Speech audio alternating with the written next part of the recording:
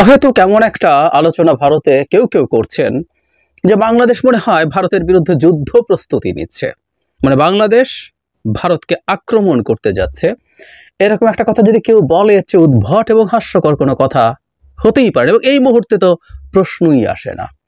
কিন্তু ইন্ডিয়া টুডের একটা নিউজের প্রতি আমি আপনাদের দৃষ্টি আকর্ষণ করি। বাংলাদেশের কেউ কেউ এটা নিয়ে নিউজ করেছেন, শুধু সেটা না, আমাদের প্রধান উপদেষ্টার প্রেস উইংকে এটার জবাব দিতে হয়েছে।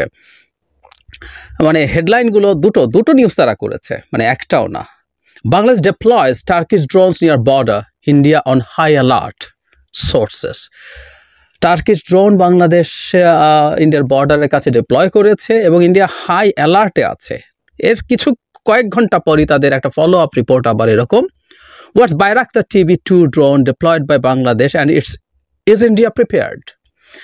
মানে এই ধরনের হেডলাইন আমার মনে হয় একটা কথা খুব ক্লিয়ারলি বোঝা যায় যে তারা বাংলাদেশের এই ড্রোন আছে এবং এই ড্রোন ডিপ্লয় করছে, এটা নিয়ে মহাভারত অশুদ্ধ হয়ে যাচ্ছে এবং এটা একটা যুদ্ধ। মানে তারা অ্যালার্ট আছে এটা বলছে, আবার বলছে ইন্ডিয়া কি প্রিপেয়ার্ড কিনা ইত্যাদি ইত্যাদি, এবং এই ড্রোন সম্পর্কে বিস্তর তথ্য তারা এখানে হাজিরও করেছে। যাই হোক, যেটা বলছিলাম, রীতিমতো আমাদের প্রধান উপদেষ্টা প্রেস উইংকে জবাব দিতে হয়েছে যে না, এরকম কোনো কিছু আমরা করিনি।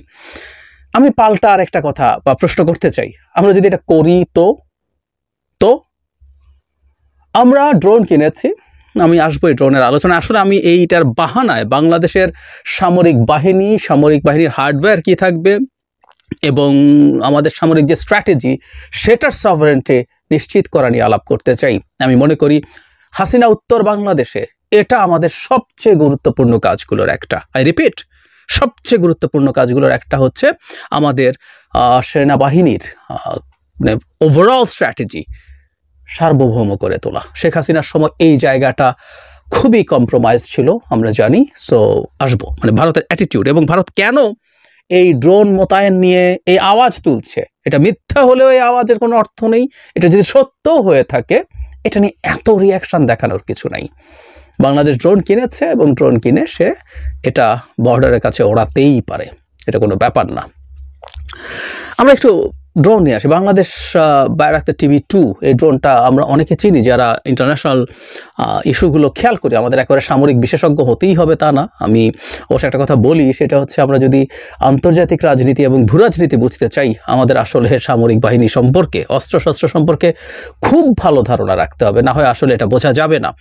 আমার অন্য একটা চ্যানেল ছিল বা আছে, যাই বলি, ওখানে খুবই রেগুলার শেখ হাসিনার সময়ের জুলাই শুরু হওয়ার পর ওখানে আসলে আর কোনো কন্টেন্ট দেওয়া হচ্ছে না, জাহেজ টেক অন জিও পলিটিক্স, ওখানে এই কথাটা আমি রিপিটেডলি বলতাম।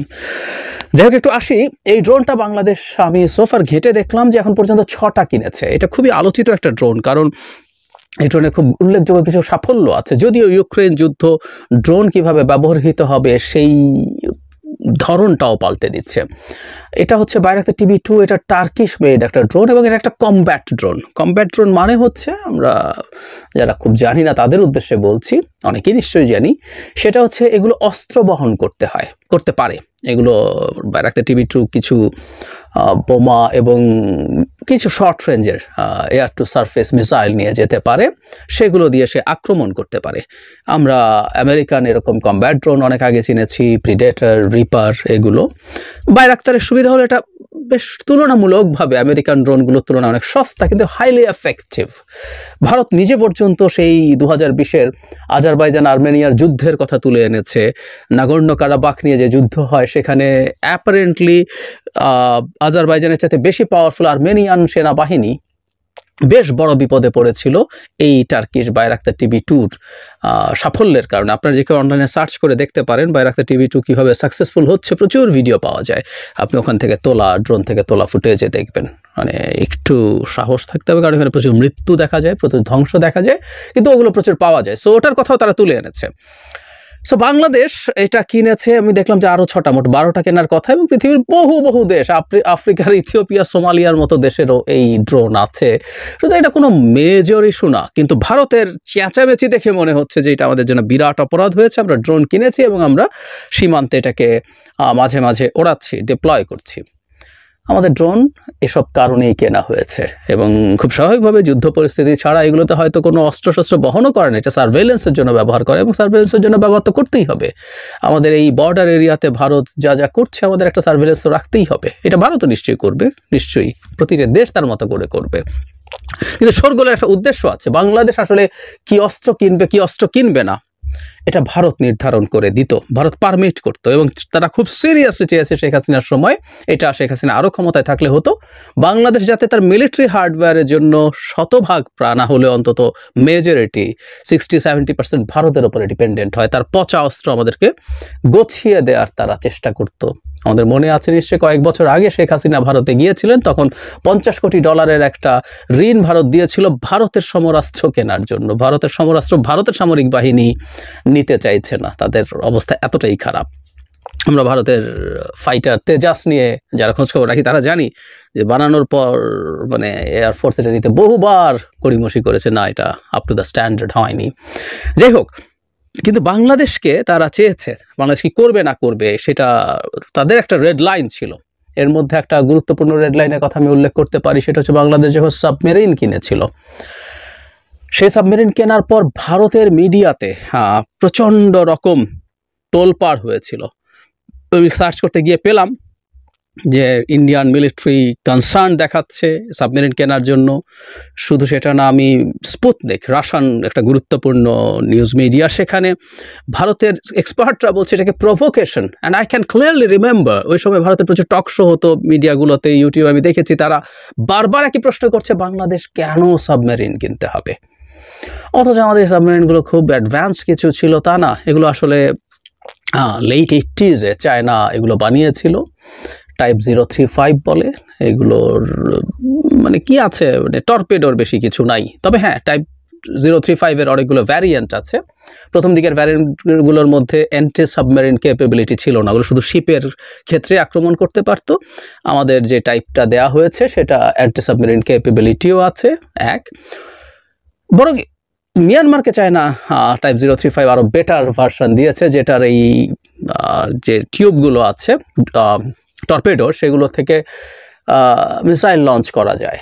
আমরা জানি অনেক সাবমেরিন থেকে মিসাইল লঞ্চ করা যায়, নিশ্চয়ই আমরা জানি, এবং আমরা এইটুকু একটু জানিয়ে রাখি, যারা আগ্রহী তারা খোঁজ করে দেখে নেবেন।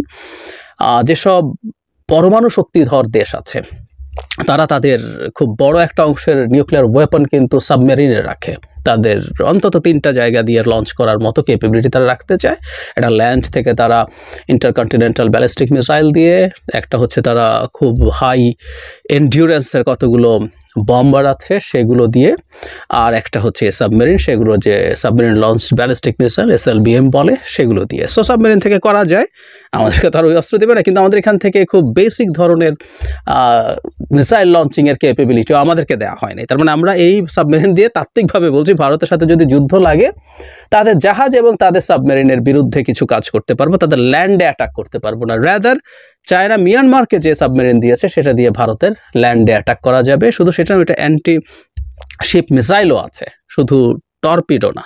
আমাদের মানে আপনি চাইলে ওই টিউবগুলোতে যে কোনো করতেন। সো টাইপ 035 বেশ পুরনো একটা সাবমেরিন, এটাকে রিফারবিশড করে দিয়েছে এবং যে দাম নেওয়া হয়েছে আমি খুব ধারণা করি এটা গছিয়ে দেওয়া হয়েছে এবং চায়নাকে খুশি করার জন্য সরকার এটা কিনেছিল। এটা খুব বেশি ভালো এফেক্টিভ কিছু না, কারণ ওই সময়কার সাবমেরিনগুলো এত বেশি ইজিলি ডিটেক্ট করা যায়, ওই প্রযুক্তির অনেক অনেক পাল্টেছে। এটাকে কিছুটা আপগ্রেড করা হয়েছে বলা হচ্ছে, কিন্তু আসলে মনে হয় না এগুলো খুব ভালো অস্ত্র, এবং চায়নাকে খুশি করার জন্য তাকে টাকা দেওয়ার জন্যই সরকার এগুলো কিনেছে। এবং কেনা মানেই হচ্ছে এগুলোতে বিরাট মানে লোকসান, বিরাট চুরির সুযোগ থাকা, সেটা করেছে দেশের লোকসান করে।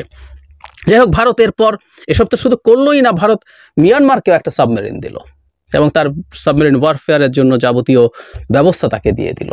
এটার উদ্দেশ্য হচ্ছে বাংলাদেশকে একটা শিক্ষা দেয়া। ফলে আমরা দেখতে পাচ্ছি বাংলাদেশ তার মতো করে কোনো সিদ্ধান্ত নেবে, সেই সিদ্ধান্ত নিয়ে উঠতে পারে না। আমাদের একবার মনে হয় নিউজ চোখে পড়েছিল যে বাংলাদেশ হেলিকপ্টার গানশিপ কিনতে চায়, এর মধ্যে অ্যাপাচে কিনবে, এরকম নিউজ বাইরের কিছু কিছু ডিফেন্স নিউজ রিলেটেড পোর্টালে বা নিউজের মিডিয়াতে এসেছিল, কিন্তু আমরা এটা কিনতে পারিনি। ধারণা করা হয় এটাও ভারত বাদ সেধেছে। আমাদের এটা মনে করার ক্ষেত্রে কোনো রকম কোনো দ্বিধা থাকবে না যে ভারত যদি না চায়, বাংলাদেশ আসলে ওই একটাই রেড লাইন ক্রস করেছিল, সেটা হলো সাবমেরিন কেনা। সেটা নিয়ে তীব্র ক্ষোভ আছে। শুধু সেটা না, ভারত এই যে সাবমেরিনের যে স্টেশন তৈরি হচ্ছে কক্সবাজার ওখানে পেকুয়া নামে একটা জায়গায়, এটা নিয়েও ভারতের সিরিয়াস কনসার্ন আছে। সারা ভারত কিন্তু এই সাবমেরিন ডক নিয়ে অনেক কথাবার্তা শেখ হাসিনার সময় বলেছে এবং সেখানের কাছাকাছি কোনো একটা জায়গায় তারা তাদের প্রেজেন্স এনশিওর করতে চাইছিল। এখনও কিন্তু ওই ব্যাপারটা রয়ে গেছে, তারা এটা কোনোদিনও মেনে নিতে পারবে না, মেনে নেব না, এটা একটা ধরন বা ঠং তাদের এখনও আছে।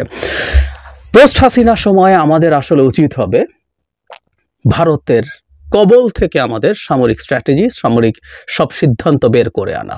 আমরা পাকিস্তান থেকে আর্টিলারি শেল কিনেছি, কিনবো, আমাদের প্রয়োজন যেখানে হবে। এবং ভারতের সাথে এই কোনো রকম কোনো সামরিক চুক্তি আসলে ভারতের সাথে রাখা যাবে না, কারণ আমরা যখন যে কোনো আমাদের সামরিক পরিকল্পনা তৈরি করব, আমাদের বর্ডার আছে শুধুমাত্র দুটো দেশের সাথেই, মিয়ানমার আর ভারত। সুতরাং আমাদের পরিকল্পনার মধ্যে আমরা বলছি না ভারতের সাথে আমরা যুদ্ধ করতে যাচ্ছি, কিন্তু ঠেকাতে গেলে ভারতের সাথেই সেটা ঠেকানোর চেষ্টা করতে হবে আমাদের। সুতরাং ভারত যদি অসাধারণ যুদ্ধাস্ত্র তৈরি করে, স্ট্র্যাটেজিক্যালি সেটা কেনা বাংলাদেশের জন্য কোনোভাবেই ঠিক হয় না। এটা খুবই বেসিক নলেজ অফ ওয়ারফেয়ার। তো আমাদের সরকারের উচিত হবে অন্তত এই জায়গায় ভারতের উপরে কোনো রকম কোনো ডিপেন্ডেন্স না রাখা। আমি দেখেছি বাংলাদেশ অনেক মিলিটারি ভেহিক্যালও কিনছে ভারতের কাছ থেকে, তার ওই যে লাইন অফ ক্রেডিট যেটা ছিল সেটার মাধ্যমে। এগুলো থেকে বেরিয়ে আসা উচিত বলে আমি মনে করি। এবং সবচেয়ে জরুরি কথাটা হচ্ছে বাংলাদেশের প্রয়োজন মতো সিদ্ধান্ত নেবে। যেমন আমি ধারণা মানে আমি মনে করি যে বাংলাদেশের যেহেতু অনেক বেশি কেপেবিলিটি নেই, বাংলাদেশের আসলে প্রচুর এয়ার ডিফেন্স সিস্টেম কেনা দরকার।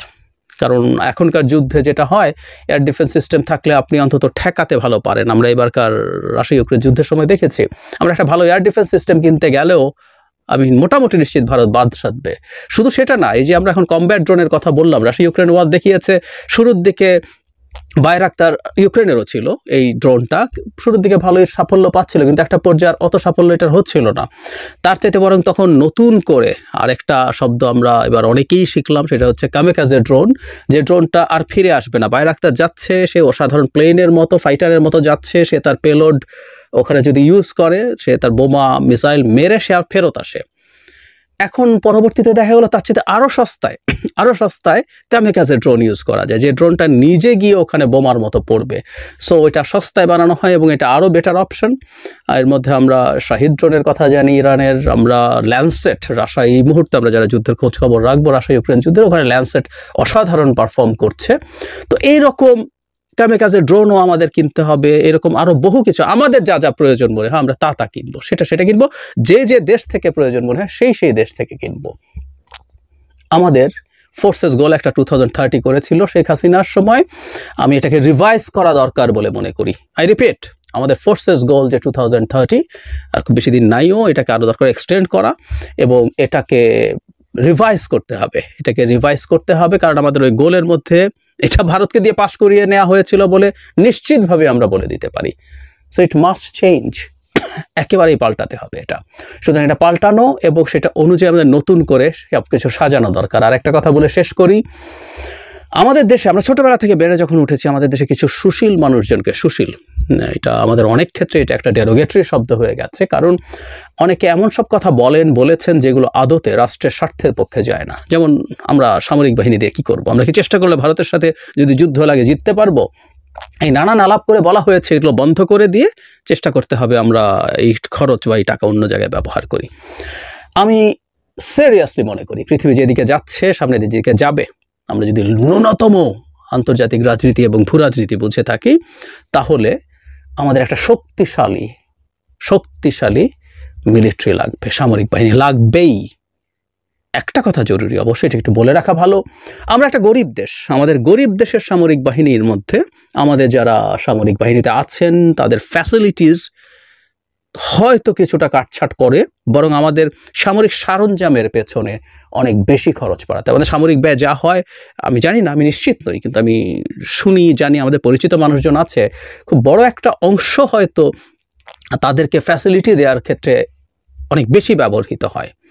তো সেই ব্যাপারটা একটু খেয়াল করে আমাদের অন্তত যাতে আমরা আমাদের সরঞ্জাম কেনার ক্ষেত্রে, আমাদের বাহিনী আধুনিকায়নের ক্ষেত্রে ভালোভাবে কাজ করতে পারি, সেটা আমাদের ভাবা দরকার। যেমন আজকে আলোচনার সুযোগ নেই, আপনারা খুব ভালো মতো জানবেন যে আমাদের এয়ারফোর্সের অবস্থা যথেষ্ট দুর্বল। আমাদের যেসব ফাইটার দিয়ে আমাদের এয়ারফোর্স তৈরি হয়েছে এগুলো কোনোভাবেই আসলে একটা মোটামুটি মানের প্রাথমিক কমব্যাটেই টিকবে না।